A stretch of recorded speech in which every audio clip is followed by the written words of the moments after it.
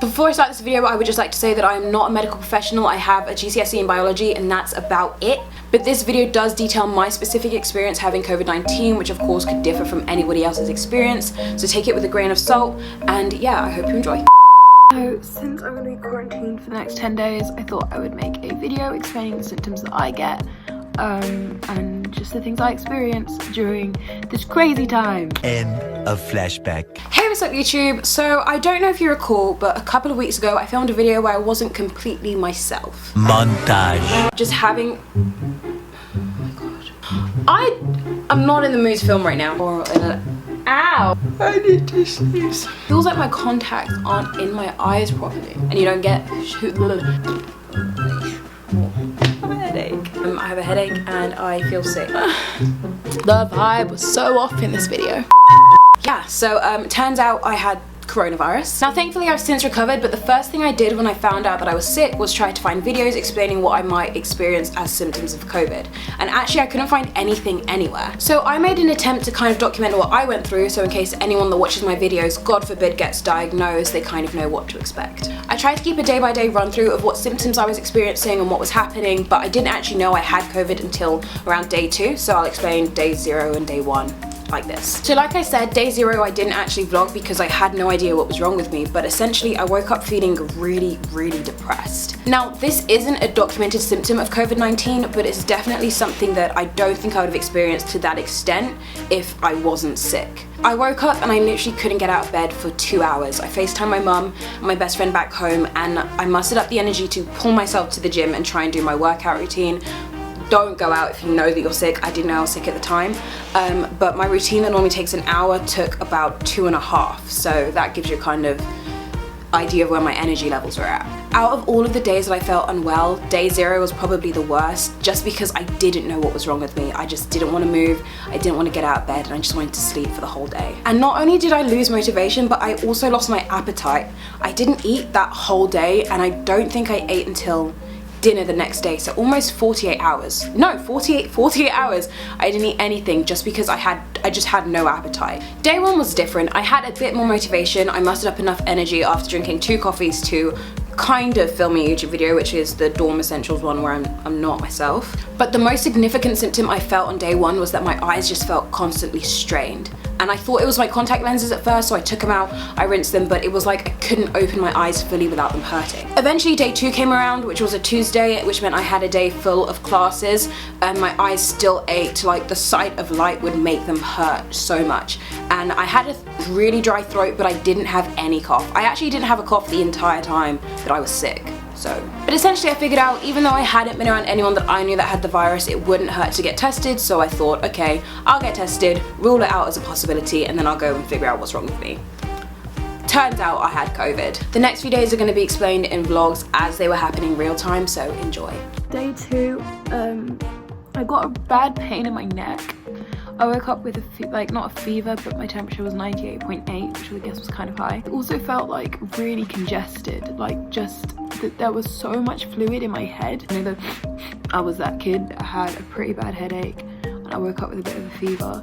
So I decided to go get tested. Went to go get tested. The line was too long, I was gonna miss my class, so I went to my class, but we got out early, so hopefully I didn't infect anyone. I had a mask on the entire time.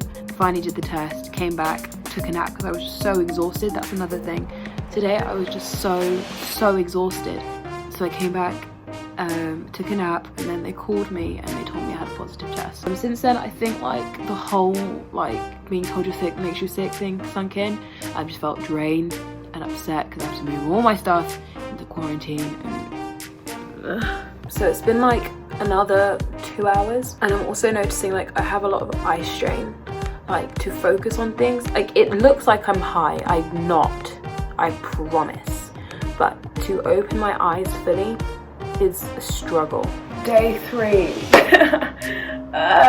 So I'm in my new room, this is it, and it just kind of sucks. Last night I got another symptom. I started getting chills in my sleep. I slept in like jogging bottoms. My voice is also really weird now, but I slept in jogging bottoms and a jumper. I still can't open my eyes all the way. I don't know what that is, but I slept in jogging bottoms and a jumper, and I was still cold, and I wore socks and I was still shivering. So that was a symptom. I just don't feel like I have any energy. Like, I was in one of my online classes, I'm technically still in it now, but I just couldn't pay attention. Like, my brain is just like, we're not here right now, you know? Yeah, I'll just keep you updated as the day goes by. Okay, so it's day 4. I definitely sound a bit less congested. So today I met up with some other girls that quarantined, which was really good. Symptoms wise, my nose is still really stuffed and it's raw now because I've been blowing it so much. I've been sneezing, and whoever said sneezing is not a symptom, it's a symptom. My temperature I think has gone down to like 97.4, down from like 97.8 yesterday, 98.8 the day before. I'm getting out of breath a bit. I got an oxygen monitor thing and my oxygen is at 98, whatever that means. I know it's supposed to be between 80 and 100, so we're good. I still can't like smell anything, but I can taste stuff, so that's better. Oh yeah, I'm still feeling a bit tired. I think I slept a total of 15 hours today. I've been awake for 5 hours today, which isn't a lot, but it's more than yesterday, I think. Yeah, my skin is getting pretty bad, but I think I'm getting better, so yay. After day 4, things were kind of blurry, like my symptoms would come and go and there'd be mixtures of different ones, but essentially I started gaining back a lot more energy. One thing I will say though is that I did still have headaches up until the day I was moving out of quarantine, but they started as like migraines and then they kind of lessened as the symptoms went. But overall, I spent the majority of quarantine sleeping off the virus. I think I slept an average of like 15 hours a day for the week that I was in quarantine, just because there's nothing else to do and your body just needs to recover. One thing I will say though is that I still, like 2 weeks on or 3 weeks on, still haven't fully regained my sense of smell back. I know that some people have it missing for months, so that's something to look forward to, but I am super grateful to be one of the people that was able to fully recover from the virus. So I thought I'd also include a few tips to anyone that has recently tested positive so that you know what to do, what I did wrong, and what might just help out.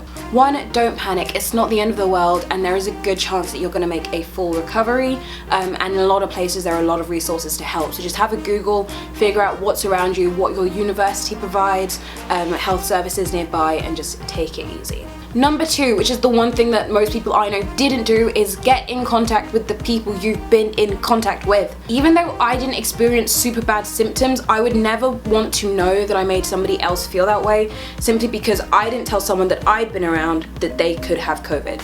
Think about it, if you don't tell the people that you've been around and they do have it and they don't know, then they then spread it to people that they've been around. So you are indirectly infecting multiple people by not letting the people that you know that they might have it, so they can let the people they know. Yeah.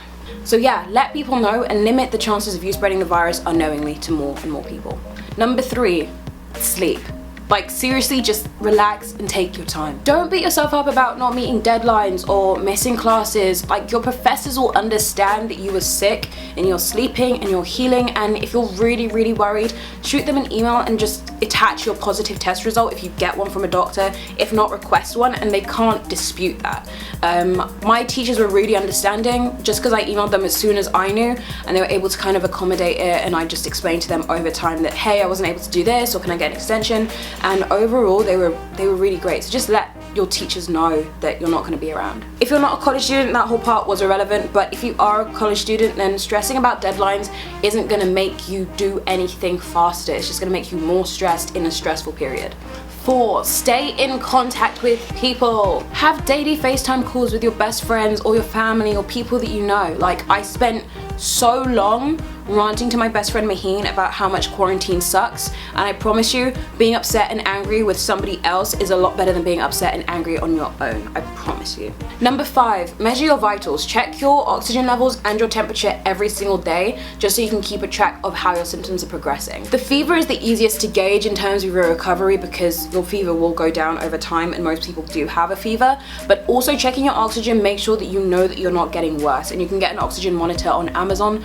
I got mine for like $20 I think, and yeah, you can always give it to somebody else if they get sick, or you can sell it or whatever, and yeah, it just helps you keep track of your health. And finally, number 6, have fun. You're not going to feel great, but you have 10 days to yourself to either learn a new skill, get to know a bit more about yourself, or simply just start a new show. Whilst I was in quarantine, I finished all of Wizards of Waverly Place, I started the American Office, and I finally picked up my new bass guitar, which I think was time well spent. But yeah, just take a second to breathe and spend time for yourself, because when do you ever get to do that in college? Like, you won't get a chance to do that again. So, but yeah, guys, that was my experience with COVID-19. If there are any other questions that I can help answer about my experience, let me know in the comments below. Of course, I am not a medical professional. Let me just say that now. I'm a music major. So, of course, anything I say, don't take it as medical fact because you know. And also, my experience with COVID-19 might be different from other people's experiences. You might experience different symptoms or whatever, but this is just what I went through, so I hope it was able to give you a bit of insight into what I felt. Anyways, guys, if you liked this video, give it a thumbs up. If you didn't like it, still give it a thumbs up, and I'll see you guys the next time I upload. Let me know what kind of videos you want to see in the description, in the comment section below. You can subscribe to my channel up here. You can watch my last video down there, and I'll see you guys the next time I upload. Bye.